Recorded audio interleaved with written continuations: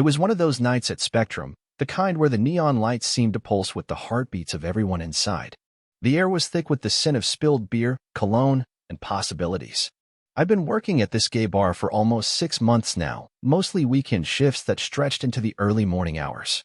My name's Alex, and I never expected that tonight would be the night everything changed. Let me paint you a picture of Spectrum.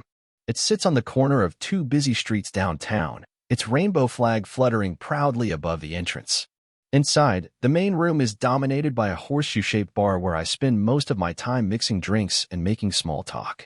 The dance floor fills up around midnight, bodies moving under the shifting colored lights while drag shows happen on the small stage every Friday. It's a place where people come to be themselves, to find connection, or sometimes just to disappear for a while.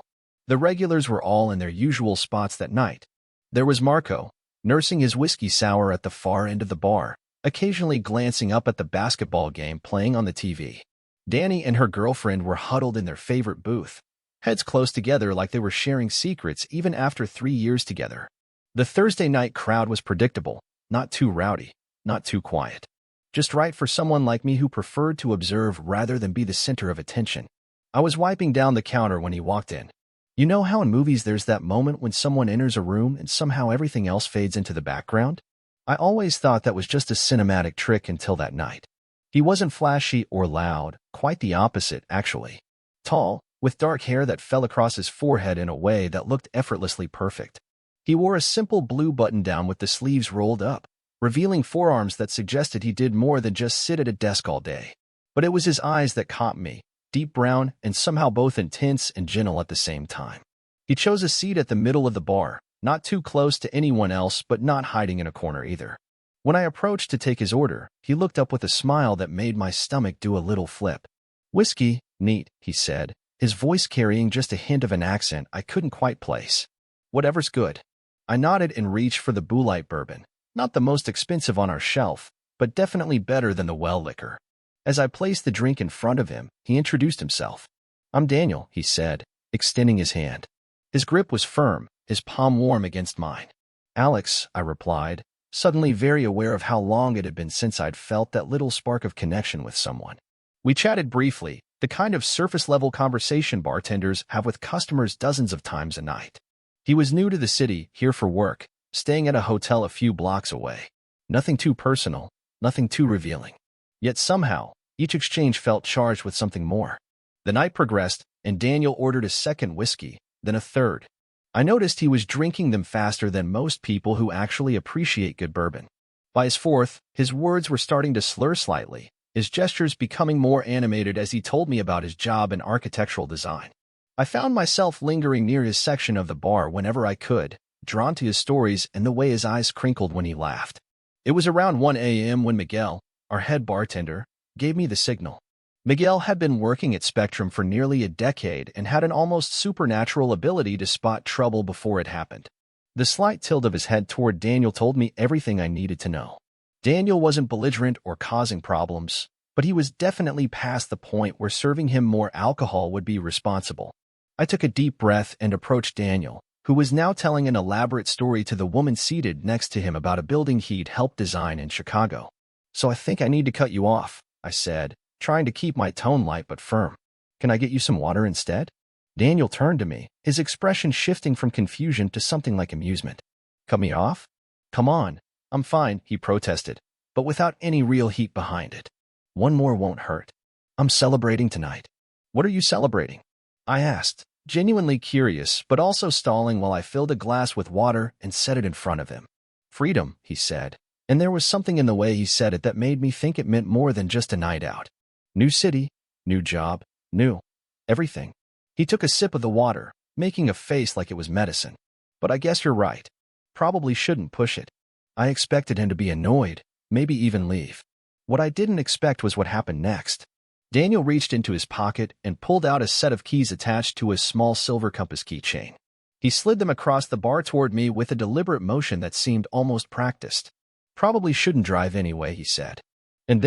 And I swear this happened exactly as I'm telling it, he winked at me. Not a sloppy, drunken wink, but a deliberate one that sent a clear message.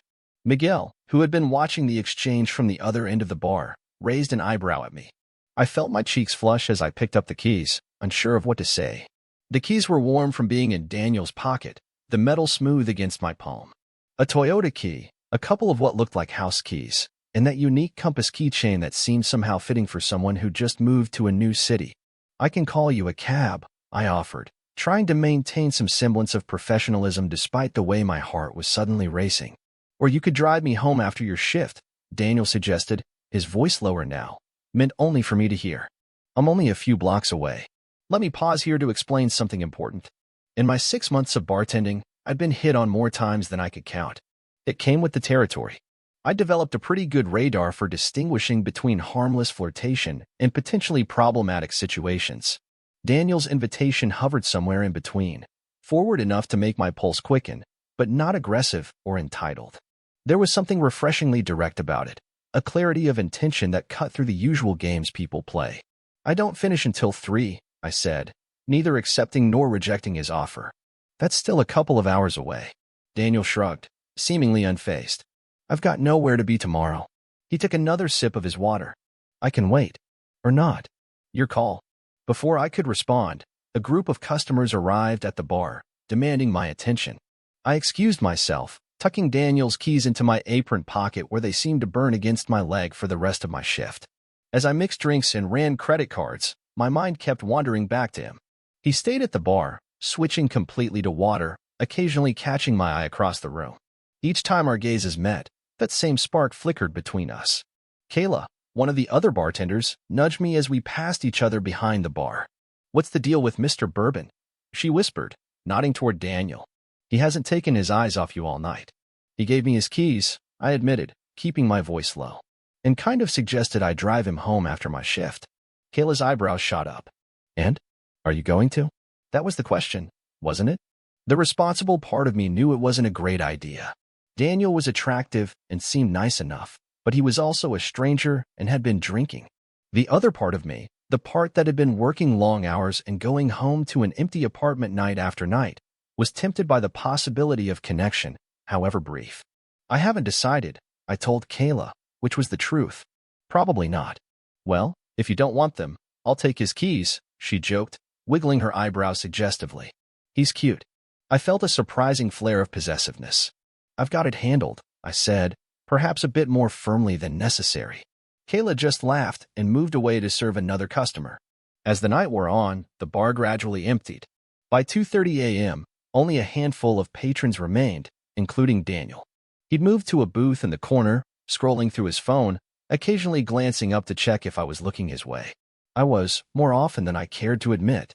When last call came at 2:45, I approached his table. "We're closing up soon," I said, suddenly feeling awkward. "Do you want me to call that cab?" Daniel looked up, his eyes clearer now after a couple of hours of water. "Have you thought about my offer?" he asked directly. I hesitated. "It's not really professional," I began. "I'm not asking for anything inappropriate," Daniel clarified, his expression serious now. "Just a ride home.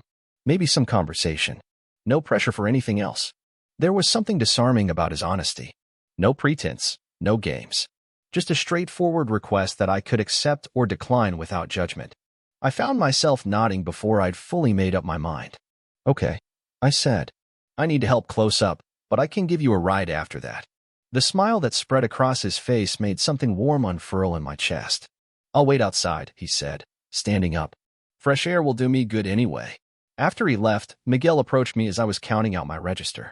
"Be careful with that one," he said, nodding toward the door. "He seems nice enough, but you never know."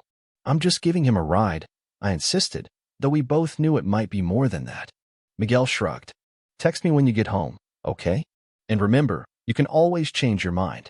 That's one of the things I loved about working at Spectrum. We looked out for each other. It wasn't just a job, it was a community. I promised Miguel I'd check in later and finished my closing duties with a strange mix of nervousness and anticipation building in my stomach. When I finally stepped outside at 3:20 a.m., the night air was cool against my skin. Daniel was leaning against the brick wall of the building, looking up at the stars, or at least, what few stars were visible through the city's light pollution. He straightened when he saw me, a smile playing at the corners of his mouth. "I wasn't sure you'd actually come out," he admitted. "I wasn't either," I confessed, which made him laugh. We walked to my car in comfortable silence. It was an old Honda Civic, nothing fancy, and I felt a moment of self-consciousness as I unlocked it. "Sorry about the mess," I said, quickly gathering some empty coffee cups from the passenger seat. "Trust me, this is nothing," Daniel replied, sliding into the seat. "You should see my place right now. Still half in boxes." As I started the car, I realized I didn't actually know where we were going. "So, where to?" I asked. "The Westbrook Hotel on 7th, he said. "But I wouldn't mind taking the scenic route if you're up for it." The Westbrook was indeed only a few blocks away. We could have walked there in less than 10 minutes. But instead of turning toward downtown, I found myself driving toward the river that ran through the city. There was a park there with a viewpoint that overlooked the water and the city skyline. During the day, it was crowded with tourists and locals alike, but at this hour, it would be deserted. "So you're an architect?" I asked as we drove, remembering fragments of his earlier stories. Daniel nodded. "Technically an architectural engineer. I focus more on making sure buildings don't fall down than making them look pretty." He turned slightly in his seat to face me. "What about you? Is bartending your main gig, or?" "For now," I said. "I'm actually finishing my master's in social work.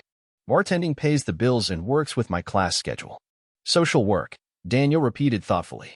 "That makes sense. What does that mean?" I asked, glancing over at him. He smiled. "You're good with people. Patient. Observant. I watched you tonight. You remember everyone's drinks, notice when someone needs space or wants to talk. Those are good qualities for a social worker." I felt oddly touched by his observation. Most people assumed bartending was just about mixing drinks, not about the subtle psychology of creating a space where people felt comfortable. The fact that Daniel had noticed this about me in just one evening was both surprising and flattering. We reached the park, and I pulled into the empty parking lot. The city skyline sparkled across the river, the building's lights reflecting on the dark water. Without discussing it, we both got out of the car and walked to the railing that overlooked the view. "This is beautiful," Daniel said quietly. "I've been here for 2 weeks and haven't seen this yet." "It's one of my favorite spots," I admitted. "Sometimes I come here after late shifts when I'm too wired to go straight home. It helps me decompress." We stood side by side, our arms almost but not quite touching on the railing. The night was quiet except for the distant sounds of traffic and the gentle lapping of the river below us. It felt intimate in a way that was both thrilling and terrifying. "So why did you give me your keys?" I asked finally, the question that had been burning in my mind all night. Was that just a line, or? Daniel laughed softly. "Partly," he admitted. "But also, I really shouldn't have been driving. And—" He paused, seeming to consider his next words carefully. "And I wanted an excuse to see you again, outside of the bar. You could have just asked for my number," I pointed out. "Would you have given it to me?" I thought about it for a moment. "Probably not while I was working," I conceded. "Exactly." Daniel turned to face me now, his expression visible in the soft glow of the nearby street lamp. "Look, I know this is unorthodox." Bartender cuts me off. I hand over my keys with a wink like some cheesy pickup artist. "But the truth is, I've been coming to Spectrum for the past 3 nights hoping to work up the courage to talk to you properly." This revelation surprised me. "You have? I don't remember seeing you before tonight." I sat at different spots, left early. Tonight I finally decided to just go for it, had a few drinks for courage, and well. He gestured between us. Here we are. There was something endearing about his confession, about the idea that this confident man had been nervous about approaching me. It humanized him, made the connection between us feel more real somehow. "So what happens now?" I asked, my voice quieter than I intended. Daniel shrugged, his shoulder brushing against mine with the movement. "That depends on you. I'd like to see you again, properly, not just as a customer at your bar. Maybe dinner? A movie? Whatever you're comfortable with." I considered his offer. There was definitely attraction between us. I couldn't deny that. But there was also the practical reality of my busy schedule, my studies, the fact that relationships hadn't exactly been my priority lately. "I should warn you," I said slowly, "I don't have a lot of free time. Between classes and work, my schedule is pretty packed." "I'm patient," Daniel replied simply. "And I'm not going anywhere. New job, remember? I just signed a year-long lease." The weight of his keys was still in my pocket. I pulled them out, the metal catching the light. "So you didn't just give me these as a pickup line?" Daniel smiled, a hint of mischief in his eyes. "Well, not entirely. But it worked, didn't it?" I couldn't help but laugh. "I guess it did." In that moment, standing by the river with the city lights reflected in his eyes, I made a decision. I pulled out my phone and handed it to him. "Put your number in," I said. "I can't promise when I'll be free, but I'd like to see you again too." The smile that spread across his face as he took my phone was worth any uncertainty I might have felt. As he typed in his information, I found myself studying his profile, the strong line of his jaw, the way his hair fell across his forehead, the careful concentration in his expression. There was something about him that felt different from the usual fleeting connections that happened at the bar. Something that made me want to know more. When he handed my phone back, our fingers brushed, and that same spark I'd felt earlier flickered between us. For a moment, I thought he might lean in, might try to kiss me. Part of me wanted him to. But instead, he just smiled and stepped back slightly, respecting the boundaries that hadn't yet been defined between us. "We should probably get you back to your hotel," I said, suddenly aware of how late it was. "It's almost 4 a.m. Daniel nodded, though he seemed reluctant to leave this moment behind. "Probably a good idea. I do have meetings tomorrow. Well, today actually." The drive to his hotel was quick, just a few minutes from the park. As I pulled up to the entrance, an awkward silence fell between us, the kind that happens when neither person quite knows how to say goodbye. "So," Daniel said, unbuckling his seatbelt but making no move to get out of the car. "Thank you for the ride. And for not thinking I'm completely ridiculous for the whole key thing. It was definitely original," I admitted with a smile. "I'll give you that." He laughed, and then, with a deliberateness that made my heart race, he leaned across the center console. For a moment, I thought he was going to kiss me after all, but instead, he simply placed his hand over mine where it rested on the gearshift. "I'm really glad Miguel told you to cut me off tonight," he said softly. "Me too," I replied, and I meant it. With a gentle squeeze of my hand, he pulled away and opened the car door. "Good night, Alex," he said. "Or good morning, I guess." "Good night, Daniel." I watched as he walked into the hotel lobby, turning once to wave before disappearing through the revolving doors. Only then did I realize I was still holding his keys. I considered running after him to return them but decided against it. After all, it gave me a perfect excuse to see him again. As I drove home in the quiet pre-dawn hours, I couldn't help but smile to myself. What had started as just another shift at Spectrum had turned into something unexpected, something that felt like the beginning of a story rather than just a fleeting moment. When I finally crawled into bed at 5 a.m., I sent Miguel a quick text letting him know I was home safe. Then, after a moment's hesitation, I sent another message to the new number in my phone. "You forgot your keys. Guess you'll have to see me again." The response came almost immediately. "That was the plan all along. Sweet dreams, Alex." As I drifted off to sleep, Daniel's compass keychain sitting on my nightstand, I couldn't help but wonder where this new direction might lead. In a city full of brief encounters and missed connections, maybe sometimes the universe conspires to bring two people together in the most unexpected ways, like a bartender cutting someone off, and being handed a set of keys and a wink that changes everything. The next few days passed in a blur of classes, study sessions, and shifts at Spectrum. Daniel and I exchanged texts throughout, nothing too deep, just getting to know each other in those small digital snippets that have become the modern prelude to dating. He sent me pictures of architectural details he spotted around the city. I sent him recommendations for local restaurants and coffee shops he should try. Each message felt like building a bridge between us, one plank at a time. It was 5 days after our first meeting when our schedules finally aligned for a proper date. I had suggested a small Italian restaurant tucked away on a side street downtown, not too fancy, but with food good enough to impress a newcomer to the city. As I got ready that evening, I found myself more nervous than I'd been in a long time. This wasn't just meeting someone at a bar or a casual hookup. This felt like it could be the start of something meaningful. When I arrived at the restaurant, Daniel was already waiting outside. He wore dark jeans and a gray sweater that looked soft enough to touch, his hair slightly tousled by the evening breeze. The smile that lit up his face when he saw me approaching made my stomach flip in a way that confirmed this was definitely more than just physical attraction. "I brought these," I said by way of greeting, pulling his keys from my pocket. "Though I'm starting to think you have spares, since you haven't seemed too concerned about getting them back." Daniel laughed, accepting the keys with a theatrical bow. "You caught me. But they served their purpose. Here you are." Dinner was everything a first date should be, conversation that flowed easily, moments of laughter, and those charged pauses where our eyes would meet across the table and everything else seemed to fade away. Daniel told me more about his work, about growing up in a small town where being gay meant keeping a part of himself hidden, about his decision to move here for a fresh start after a project in his old city had ended. It's not just the job, he explained as we shared a tiramisu for dessert. I needed a change. A place where I could be fully myself without the weight of history and expectations. I understood that feeling all too well. Is it working? I asked. The fresh start? Daniel's eyes met mine, warm and sincere. So far, it's exceeding expectations. After dinner, neither of us seemed ready for the night to end. We walked through the downtown streets, our hands occasionally brushing until finally, Daniel took mine in his. His palm was warm against mine, our fingers interlacing as if they'd been designed to fit together. We ended up at a small jazz club where a local quartet was playing. The music wrapped around us as we sat close together in a dimly lit corner, the proximity both exciting and comfortable at the same time. When Daniel's arm slipped around my shoulders, it felt like the most natural thing in the world.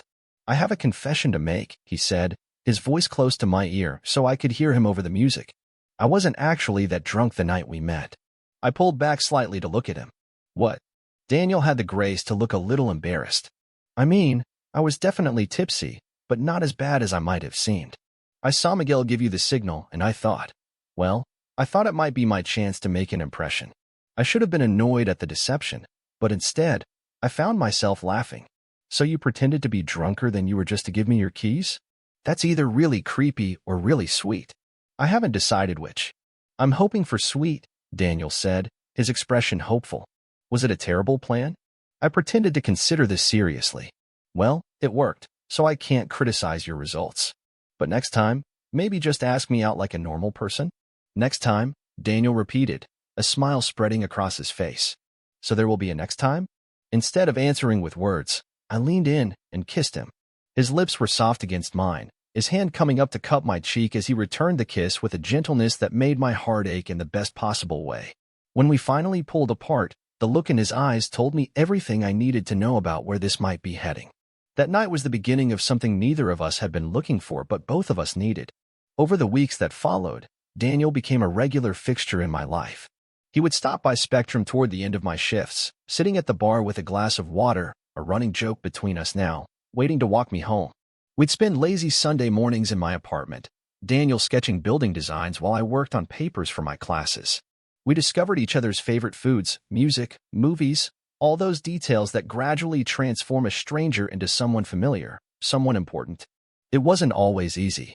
My schedule was as hectic as I'd warned him it would be, with late nights at the bar and early morning classes leaving little time for dating.